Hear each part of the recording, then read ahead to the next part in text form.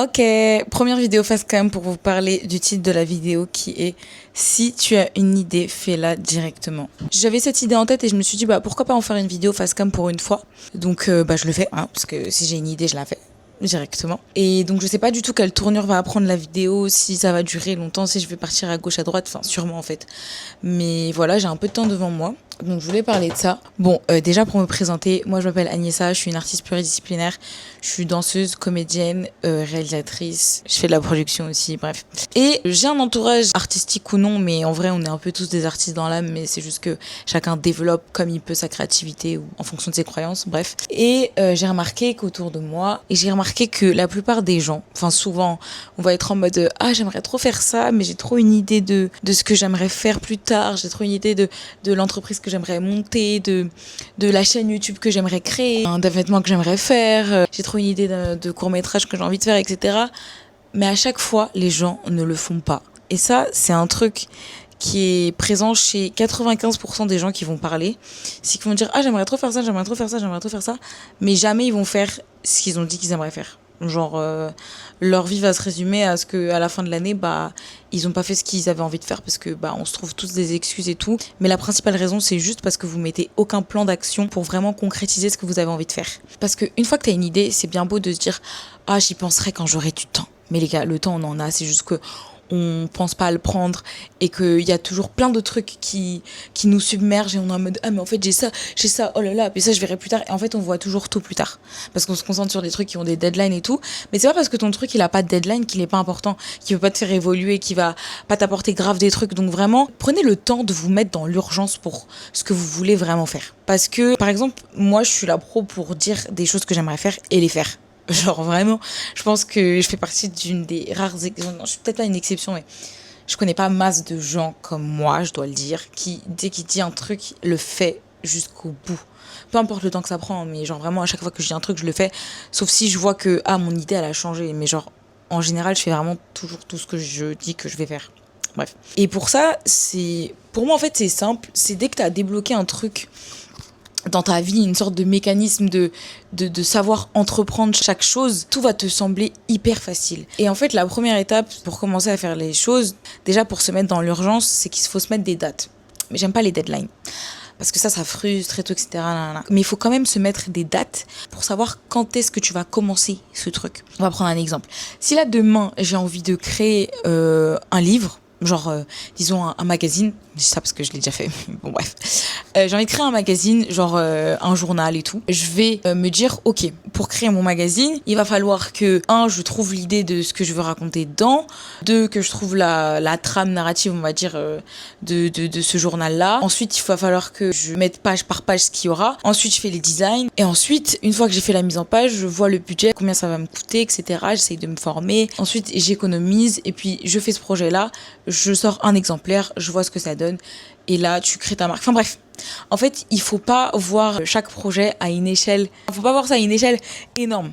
Il faut voir ça à une échelle microscopique. C'est-à-dire que je sais que si demain, je veux réaliser un court-métrage, ça parce que j'en ai réalisé 3, dont le premier qui est sur ma chaîne YouTube, voilà, et les 2 autres, je vous dirai dès qu'ils seront en ligne sur des plateformes. Le 3e est disponible sur le site du Nikon Festival, je mettrai le lien en barre d'infos. Et d'ailleurs, ça me fait penser que je vais mettre le court-métrage directement en ligne sur YouTube aussi. Voilà.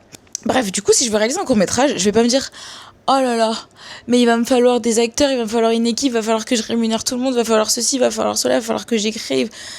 Ça va me paraître infaisable. Il faut d'abord que je me pose, que je me dise ok, quelle est mon idée ? Ensuite, une fois que j'ai cette idée, je note le synopsis. Ensuite, une fois que je note le synopsis, je note le scénario avec les dialogues, etc. Après, tout ça, c'est un travail, mais il faut se former, etc. Aussi sur le terrain. C'est en faisant qu'on comprend beaucoup plus les choses aussi qu'avec la théorie, je trouve. Bref, donc une fois que j'ai fait le scénario, le dépouillement, je vais pouvoir faire ce qu'on appelle un budget prévisionnel. Je vais pouvoir me dire ok, je commence à trouver les acteurs, et tout ça je le fais en me mettant des dates. C'est-à-dire que je me dis que moi je fonctionne par to-do week, donc je me fais des to-do list à la semaine. Et donc, je me dis, ok, cette semaine, je fais quoi? Je vais écrire le synopsis. La semaine d'après, j'écris ça. Et en fait, je me focus dans ma semaine parce que même si en fait, t'as un taf en 35 heures, ça t'empêche pas le soir de prendre 1 heure par soir ou tes pauses ou ton week-end pour travailler dessus et tu finis chaque tâche. Faut pas avoir tonnes de tâches à faire, faut aller petit à petit et il faut être essentialiste dans les tâches qu'on veut faire.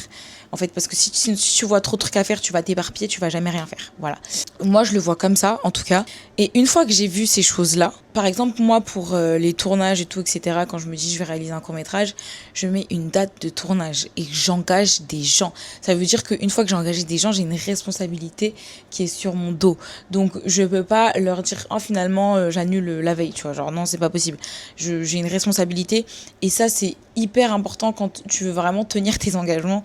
C'est d'avoir embauché des gens et de mettre des dates où il y a des gens inclus dans ces dates-là. Donc, en tout cas, dans la mesure du possible, si vous avez des projets qui peuvent nécessiter des dates, par exemple, si vous avez pour projet de faire un vernissage de vos peintures, eh ben, vous contactez un atelier et vous mettez une date, vous invitez les gens et là, vous êtes obligé de terminer toutes vos peintures ou toutes vos photos pour cette date de vernissage. Vous êtes obligé parce que vous savez que vous avez une deadline, vous avez une date imposée. Alors que si vous dites, oh, j'ai envie de faire un vernissage et vous êtes en mode, non, mais j'ai toujours pas fini tous mes tableaux, et ben, vous allez probablement jamais les finir parce que vous n'avez pas engagé de gens et que du coup, vous n'êtes pas dans l'urgence. Voilà, encore une fois, l'urgence. Se mettre dans l'urgence, c'est... Pour moi, c'est... En fait, c'est même pas tellement...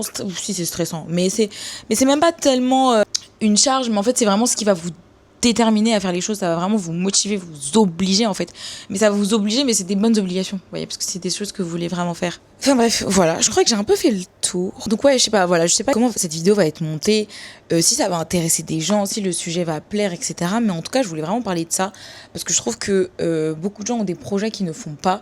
Et en fait, moi, je suis en mode, à chaque fois que quelqu'un me parle d'un truc, je me dis, si moi j'avais envie de faire ça, je l'aurais tellement fait. Parce qu'en fait, je fais vraiment tout ce que je dis que j'ai envie de faire.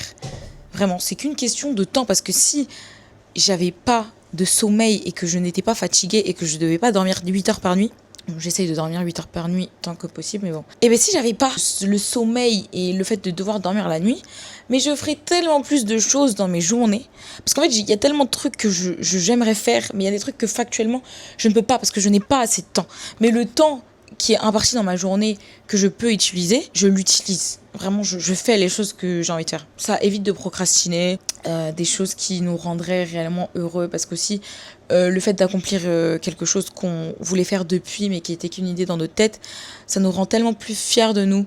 Et cette sensation d'accomplissement et d'épanouissement, en fait, c'est vraiment inestimable dans le bonheur d'une vie. Voilà.